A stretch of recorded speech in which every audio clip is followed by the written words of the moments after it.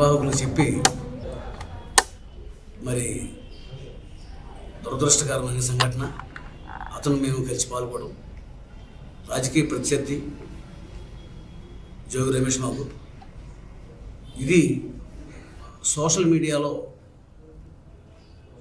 అవగాహన లేక తప్పుగా అర్థం చేసుకుని మా పైన సోషల్ మీడియాలో మాట్లాడుతూ ఉన్నారు. అవన్నీ కరెక్ట్ కాదు. జోగి రమేష్ని మేము ఆహ్వానించలేదు. అది ఆహ్వాన సంఘం వాళ్ళు ఎవరన్నా వైసీపీ వాళ్ళు చేసిన పని అయి ఉంటుంది. అది మమ్మల్ని మాత్రం పిలిచారు, మేము ఆహ్వానితులుగా వెళ్ళాము. ఇలా కార్యక్రమాన్ని పూర్తి చేసి వచ్చాం. అక్కడ జోగి రమేష్తో కలిసి ఆ కార్యక్రమంలో పాల్గొన్నందుకు నాకు చాలా ఇబ్బంది అనిపించింది. అయిష్టంగానే పాల్గొన్నాం. తప్పని పరిస్థితిలో లచ్చన్న గారి విగ్రహావిష్కరణకి అంతరాయం కలగకూడదని చెప్పి మేము పాల్గొని వచ్చేసాం. దాంట్లో గౌతు శిరీష్ గారు, పారసారథి గారు కూడా, మేము ముగ్గురం కూడా ఈ సంఘటన మనకు ఇబ్బంది కలిగించింది. ఇది ఉద్దేశపూర్వకంగా జోగి రమేష్ని ఆ సభలోకి వస్తాడని మేము ఊహించలేదు. ఊహించి ఉంటే మేము వేరే ప్రత్యామ్నాయ మార్గం ఆలోచించుకునేవాళ్ళం. తీరా వెళ్ళిన తర్వాత, జరిగిన తర్వాత దాన్ని అవాయిడ్ చేయలేక ఆ కార్యక్రమాన్ని కొనసాగించాం.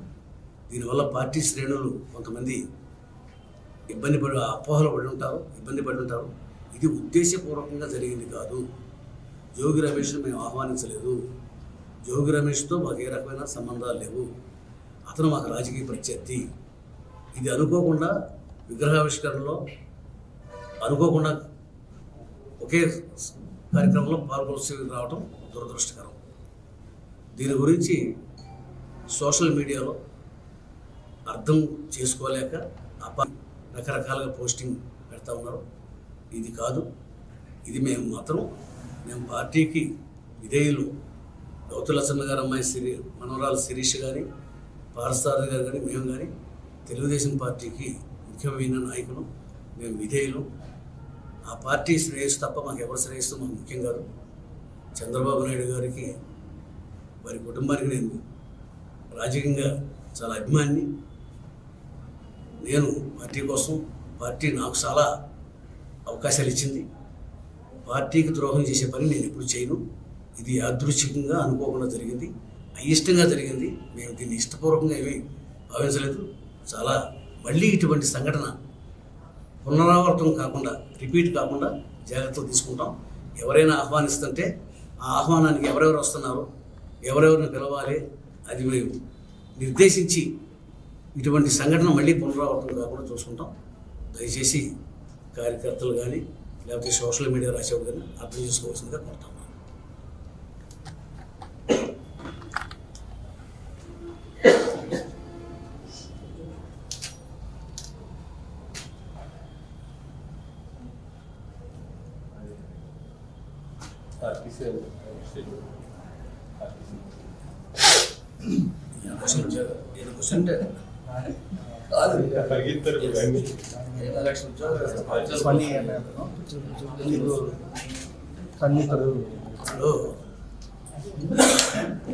అందరిలో పేరు నాని పైన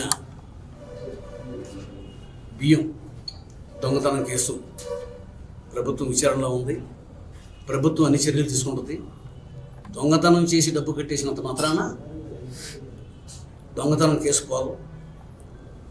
నీ మీద దొంగతనం జరిగింది. ప్రభుత్వం బియ్యం 1,70,00,000 రూపాయలు బియ్యం మాయమైపోయినాయి. ఆ మాయమైపోయిన బియ్యానికి నువ్వు సమాధానం చెప్పాల్సిందే. ప్రభుత్వం నీ పైన కేసు చర్యలు తీసుకుంటుంది. ఎట్టి పరిస్థితుల్లో దీని గురించి ప్రభుత్వం అంతా ఎంక్వైరీ చేస్తూ ఉంది. నువ్వు డబ్బులు కట్టినంత మాత్రాన కేసుల నుంచి తప్పించుకోలేవు. తప్పనిసరిగా నీ గోడౌన్లో, నీ హయాంలో ఆ బియ్యం మాయమైనవి కాబట్టి, నువ్వు ఎవరికో అమ్ముకున్నావు కాబట్టి, అది నేరం కాబట్టి తప్పనిసరిగా నీ పైన కేసు పెడతారు, నీ పైన చర్య తీసుకుంటారు. దాని నుంచి నువ్వు ఎట్టి పరిస్థితులు తప్పించుకోలేవు. నువ్వు కాదు, జగన్మోహన్ రెడ్డి అయినా ఎవరైనా కూడా దొంగతనం జరిగింది, అక్కడ జరిగిందని నువ్వు ఒప్పుకున్నావు, దానికి డబ్బులు కట్టావు. డబ్బులు కట్టినంత మాత్రాన నిన్ను క్షమించేస్తారని నువ్వు అనుకోవద్దు. దొంగతనం చేసినందుకు కేసు ఉంటుంది. రికవరీ అనేది పోలీసులు, అది డిపార్ట్మెంట్ రికవరీ అనేది అడ్మినిస్ట్రేషన్ చేస్తుంది, కానీ నేరానికి కూడా శిక్ష ఉంటుంది. ఈ కేసుల నుంచి నువ్వు తప్పించుకోలేవు, నీ పైన ప్రభుత్వం చర్యలు తీసుకోవడం.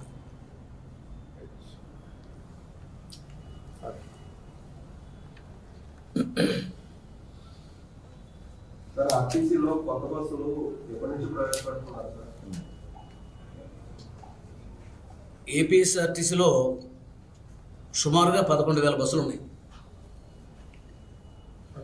ఒక 10,000 బస్సులు సొంత బస్సులు ఉన్నాయి, ఒక 2,000 బస్సులు హైర్ బస్సులు ఉన్నాయి. ఈ బస్సుల వల్ల ఆర్టీసీకి మెయింటెనెన్స్ కానీ లేకపోతే మైలేజ్కి అయ్యే ఖర్చు కానీ చాలా ఎక్కువ అవుతుంది. ఆర్టీసీ లాభాల్లోకి రావాలి అంటే వాతావరణ కాలుష్యం లేని ప్రయాణికులకు సౌకర్యవంతమైన ఎలక్ట్రికల్ బస్సులు వస్తే దానికి కేంద్ర ప్రభుత్వం ప్రోత్సాహం కూడా ఉంది. వాళ్ళు సబ్సిడీ కూడా ఇస్తున్నారు. అన్ని బస్సుల స్థానంలో ఎలక్ట్రిక్ బస్సులు తేవాలనేదే నారా చంద్రబాబు నాయుడు గారి యొక్క ఉద్దేశం. నారా చంద్రబాబు నాయుడు గారు ముందు నుంచి కూడా చెప్తా ఉన్నారు. ఇవాళ ఆర్టీసీ కార్మికుల కోసం డిఏ ఎలవెన్స్ చంద్రబాబు నాయుడు గారు శాంక్షన్ చేయడం జరిగింది. నైట్ హాల్డ్కి వెళ్ళే డ్రైవర్లకి కండక్టర్లకి కూడా ఇది వరకు వాళ్ళకి ఎక్స్ట్రా పేమెంట్ ఇచ్చేవాడు కాదు, ఇప్పుడు ఎక్స్ట్రా పేమెంట్ ఇచ్చేలాగా చంద్రబాబు నాయుడు గారు ఉత్తర్వులు జారీ చేయడం జరిగింది. ఆర్టీసీ కార్మికుల శ్రేయస్సు కోసం, ఆర్టీసీ ప్రయాణికుల శ్రేయస్సు కోసం చంద్రబాబు నాయుడు గారు నిత్యం దాని గురించి ఆలోచిస్తూనే ఉన్నారు. అన్ని బస్సుల స్థానంలో ఎలక్ట్రిక్ బస్సులు తేవాలనేది చంద్రబాబు నాయుడు గారి కోరిక. కారణం ఏంటంటే ఆర్టీసీ లాభాల్లోకి వస్తుంది, ప్రయాణికులకు సౌకర్యవంతమైన ప్రయాణం జరుగుతుంది, వాతావరణ కాలుష్యం లేకుండా ఉంటుంది. దీనికి కేంద్ర ప్రభుత్వ ప్రోత్సాహం ఉంది. ఎట్టి పరిస్థితుల్లో ఈ రానున్న కాలంలో ఈ బస్సులన్నింటి ప్లేసులో ఎలక్ట్రిక్ బస్సులు వస్తాయి. ఆర్టీసీ లాభసాటిగా నడుస్తుంది. ప్రయాణికులకు మరింత సౌకర్యమైన, కార్మికులకు మరింత సౌకర్యమైన బస్సులు తేవడం జరుగుతుంది. వాళ్ళ యొక్క ప్రయాణికుల సౌకర్యమే ముఖ్యంగా ఆర్టీసీ పనిచేస్తుంది. చంద్రబాబు నాయుడు గారి సూచన మేరకు అన్ని చర్యలు తీసుకున్నాం. సంక్రాంతికి ప్రత్యేకమైన బస్సులు ఏర్పాటు చేసి ఏమైనా అదనపు ఛార్జీలు ఏమైనా ఉన్నాయా సార్? నార్మల్ ఛార్జెస్ ఇప్పుడు వరకు ఛార్జీలు పెంచడం అనేది ఆర్టీసీ అవి ప్రైవేట్ బస్సులు.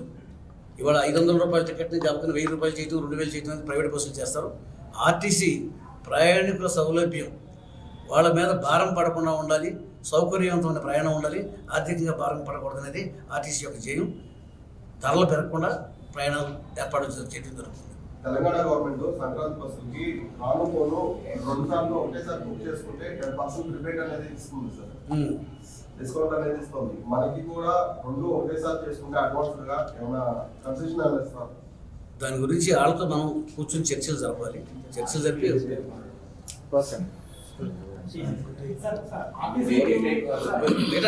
ఆర్టీసీ ఉద్యోగులకి నైట్ అలవెన్స్ జీవో ఇచ్చారు సార్. అంటే గత ప్రభుత్వం అయితే అది జీవో రద్దు చేసింది. ఇప్పుడు గవర్నమెంట్ నిన్నే చంద్రబాబు నాయుడు గారు జీవో ఇచ్చారు.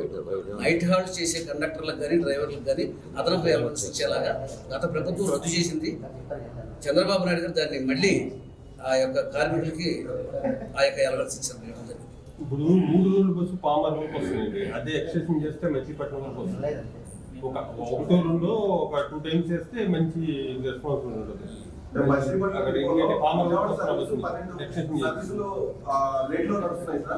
బస్సులు లేకపోవడం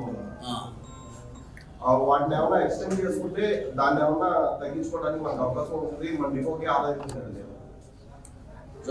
రిప్రజెంటేషన్ ఆ రూట్లో వాళ్ళు ఎవరైనా రిప్రజెంటేషన్ ఇస్తే దానిపైన వెంటనే ప్రత్యామ్నాయ మార్గం ఆలోచిస్తాం. అది కొంచెం జనతా ఎక్స్ప్రెస్ లాగా మనకు బాగుంటుంది. అది మా మాస్క్ కొంచెం లేబరల్ లేదోస్తానికి 3 రోజులు విజయవాడ 1 టౌన్ వరకు వెళ్తాయి. ఆ 1 టౌన్ దిక్కు వరకు ఒక 2 ట్రిప్లు ఎక్స్టెన్షన్ చేస్తే మచిలీపట్నం వాళ్ళందరూ ఎవరా ఎలిగేషన్ సోషల్ మీడియాలో వచ్చినప్పుడు పేపర్లో రాసి ఉండొచ్చు, కానీ ఒకరికి పేరు నాని కాపాడాల్సినంత అవసరం ఏంటి? పేరు నాని మాకు ఆగర్భ శత్రువు, మాకు రాజకీయ ప్రత్యర్థి. ఈ నియోజకవర్గంలో అతను కొల్లూరు రవి మీద అక్రమం కేసు బనాయించి అతను రాజమండ్రి సెంట్రల్ జైల్లో 2 నెలలు 60 రోజులు అట్టు పెట్టాడు. అటువంటి వాడి మీద మాకు ప్రేమ ఉంటుందా? ఎందుకు ఉంటుంది? వాళ్ళ ప్రభుత్వం వాడి మీద కేసు పెట్టారు. పేరు నాని మీద కేసు పెట్టడం జరిగింది. రికవరీ నిమిత్తంగా 1,70 లక్షల రూపాయలు డబ్బు కట్టడం జరిగింది. అయినా కూడా అతనికి ప్రయాణం భారతదేశం వదిలిపెట్టి వెళ్లకుండా లుకౌట్ నోటీస్ కూడా ఇవ్వడం జరిగింది. అతను విమాన మార్గాల్లో పారిపోవడానికి వీల్లేదు, ఎక్కడికి పారిపోవడానికి వీల్లేదు. అతని మీద కేసు అయ్యింది, విచారిస్తున్నారు. సమయం రాగానే అరెస్ట్ చేస్తారు. దాని నుంచి పేరు నాని తప్పించుకోలేడు. ఎవరు బాగా కాపాడాల్సిన అవసరం ఏంటి? మేము ఎట్టి పరిస్థితుల్లో జగన్మోహన్ రెడ్డి హయాంలో జరిగిన అవకతవకలన్నింటి మీద మేము చర్యలు తీసుకుంటున్నాం. దానికి సహకరించిన అధికారుల మీద చర్యలు తీసుకుంటున్నాం, నాయకుల మీద చర్యలు తీసుకున్నాం. అందులో పేరు నాని కూడా తప్పించుకోలేడు, అతని మీద కూడా చర్య తీసుకుంటాం. రాజకీయాల్లో శాశ్వత శత్రువులు ఉన్నారు, శాశ్వత మిత్రులే అంటారు. ఆ విధంగా అనేది ఎట్టి పరిస్థితుల్లో అంటే ఇవాళ జగన్మోహన్ రెడ్డి ప్రభుత్వం హయాంలో జరిగిన అవినీతి, కుంభకోణాలు, అరాచకాలు వాటన్నిటి మీద కూడా ప్రజలకు రక్షణ కల్పించడం అనేది తెలుగుదేశం పార్టీ యొక్క ముఖ్య ఉద్దేశం. మేము ఎన్నికలకు ముందు హామీ ఇచ్చాం, వీటన్నిటిపైన కూడా చర్యలు తీసుకుంటాం. జగన్మోహన్ రెడ్డి హయాంలో మంత్రులు కానీ, శాసనసభ్యులు కానీ, అధికారులు కానీ ఎవరు ఏ తప్పు చేసినా కూడా వాళ్ళ పైన యాక్షన్ తీసుకుంటామన్నాం. అన్న ప్రకారంగా అందరి మీద కూడా కేసులు పెడుతున్నాం, అరెస్టులు చేస్తున్నాం, అధికారులను సస్పెండ్ చేస్తున్నాం. అన్ని విషయాలు పేరు నాని విషయంలో కూడా అదే జరిగింది. అతని మీద కేసు పెట్టడం జరిగింది. అతను డబ్బులు కట్టినంత మాత్రాన ఈ కేసుల నుంచి తప్పించుకోలేడు. నువ్వు దొంగతనం చేసిన డబ్బులు కట్టేస్తాను, నన్ను వదిలేసేయండి అంటే చట్టం ఒప్పుకోదు. అది అతని మీద కేసు తప్పనిసరిగా పెడతారు, అరెస్ట్ చేస్తారు. అధికారులు ఆ ప్రయత్నంలోనే ఉన్నారు. అధికారులు చేసే ప్రయత్నం దాని రూల్ ప్రకారంగా ఒక సిస్టమేటిక్గా చేస్తారు. దానికోసం మేము కూడా ఎదురు చూస్తున్నాం. అతన్ని అరెస్ట్ చేయడం మాత్రం ఖాయం. అతన్ని కాపాడే ప్రయత్నం ఎవరు చేయట్లేదు, ఎవరు కూడా కాపాడలేరు. అతన్ని మాకు కాపాడాల్సిన అవసరం లేదు, అతను కూడా కాపాడుకోలేదు.